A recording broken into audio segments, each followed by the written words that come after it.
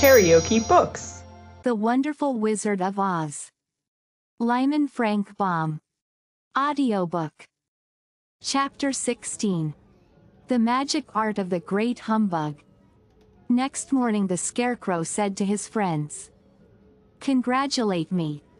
I am going to Oz to get my brains at last. When I return I shall be as other men are." "I have always liked you as you were," said Dorothy simply. "It is kind of you to like a scarecrow," he replied. "But surely you will think more of me when you hear the splendid thoughts my new brain is going to turn out." Then he said goodbye to them all in a cheerful voice and went to the throne room, where he rapped upon the door. "Come in," said Oz. The Scarecrow went in and found the little man sitting down by the window, engaged in deep thought. "I have come for my brains," remarked the Scarecrow, a little uneasily. "Oh, yes. Sit down in that chair, please," replied Oz. "You must excuse me for taking your head off, but I shall have to do it in order to put your brains in their proper place." "That's all right," said the Scarecrow. "You are quite welcome to take my head off, as long as it will be a better one when you put it on again." So the wizard unfastened his head and emptied out the straw. Then he entered the back room and took up a measure of bran, which he mixed with a great many pins and needles.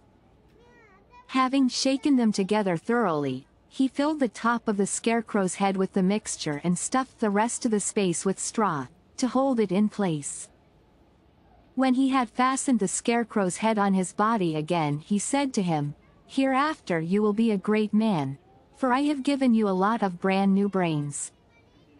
The Scarecrow was both pleased and proud at the fulfillment of his greatest wish, and having thanked Oz warmly he went back to his friends.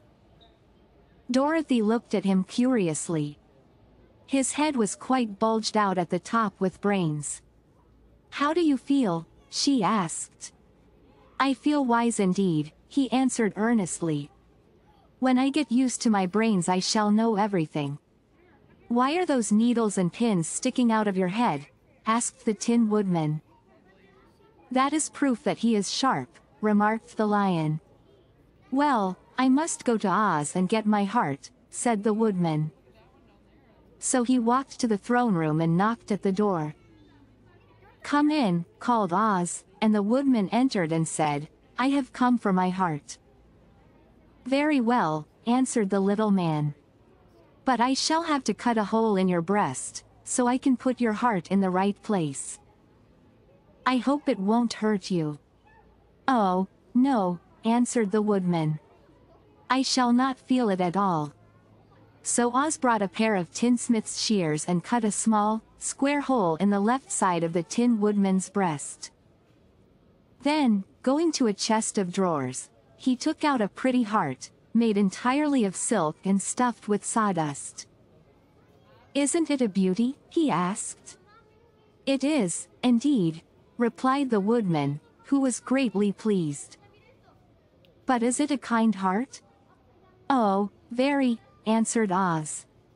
He put the heart in the Woodman's breast and then replaced the square of tin, soldering it neatly together where it had been cut.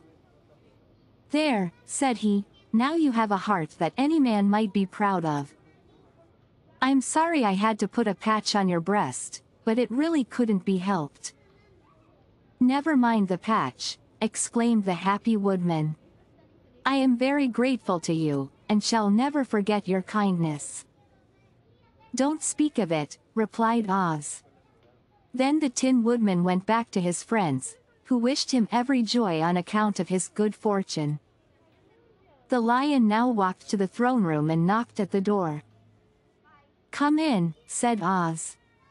"I have come for my courage," announced the Lion, entering the room. "Very well," answered the little man. "I will get it for you." He went to a cupboard and reaching up to a high shelf took down a square green bottle, the contents of which he poured into a green gold dish, beautifully carved.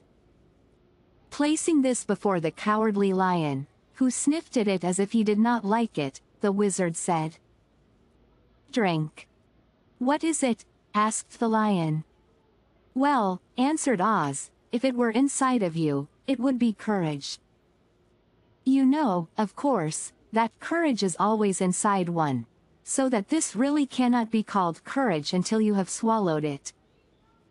Therefore I advise you to drink it as soon as possible. The lion hesitated no longer, but drank till the dish was empty.